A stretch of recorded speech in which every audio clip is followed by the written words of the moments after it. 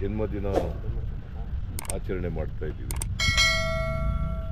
ಅವರ ಜನ್ಮದಿನವನ್ನೇ ಮಕ್ಕಳ ದಿನಾಚರಣೆ ಅಂತೇಳಿ ಮಾಡ್ತೀವಿ. ನವೆಂಬರ್ 14ನೇ ತಾರೀಕು ಯಾವಾಗಲೂ ಕೂಡ ಮಕ್ಕಳ ದಿನಾಚರಣೆ ಅಂತೇಳಿ ಆಚರಣೆ ಮಾಡ್ತೀವಿ. ಯಾಕಂದರೆ ಜವಾಹರ್ಲಾಲ್ ನೆಹರೂರವರನ್ನು ಚಾಚಾ ನೆಹರು ಅಂತ ಕರಿತೀವಿ. ಅವರಿಗೆ ಮಕ್ಕಳು ಕಂಡ್ರೆ ಭಾಳ ಪ್ರೀತಿ, ಅದಕ್ಕೋಸ್ಕರ ಅವರನ್ನು ಚಾಚಾ ನೆಹರು ಅಂತ ಕೂಡ ಕರಿತೀವಿ.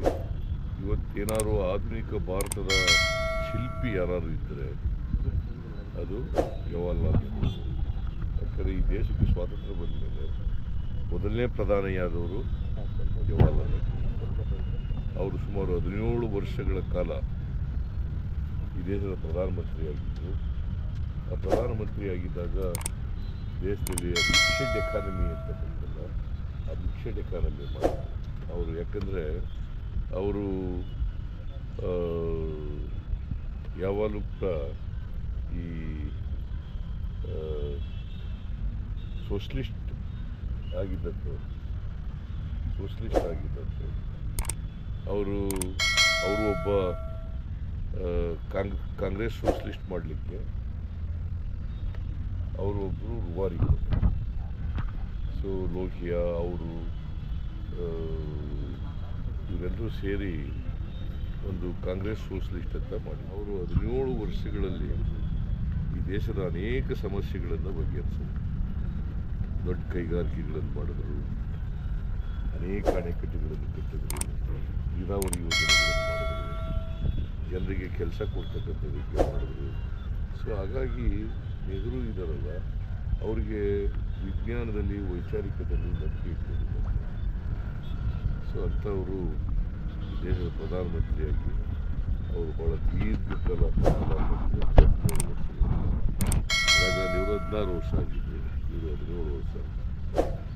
ಸೊ ಇವತ್ತಿನ ಆಧುನಿಕ ಭಾರತ ನಾವು ನೋಡಬೇಕಾದ್ರೆ ಅದಕ್ಕೆ ಇವರು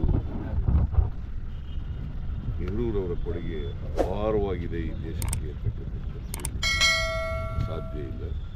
ಇವತ್ತು ಆಹಾರದ ಸ್ವಾವಲಂಬನೆ ಆಗಬೇಕಾದ್ರೆ, ದೇಶದಲ್ಲಿ ಆಹಾರದ ಸ್ವಾವಲಂಬನೆ ಆಗಬೇಕಾದ್ರೆ ನೆಹರು, ಇಂದಿರಾ ಗಾಂಧಿ, ಆಮೇಲೆ ಜಗಜೀವನರಾಮ್, ಲಾಲ್ ಬಹದ್ದೂರ್ ಶಾಸ್ತ್ರಿ ಅವರು.